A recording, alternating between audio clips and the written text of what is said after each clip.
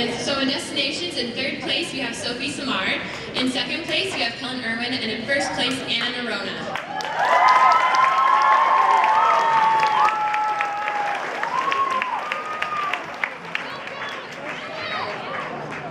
As for the high school, we had Megan Brandt in third place, Rebecca Price in second, and Cameron Gray in first place.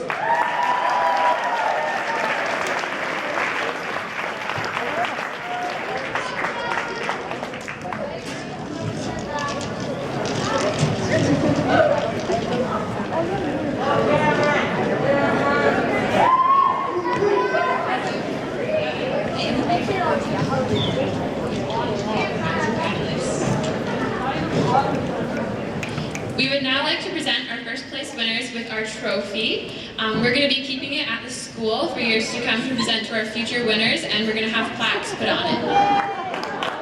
Congratulations, guys.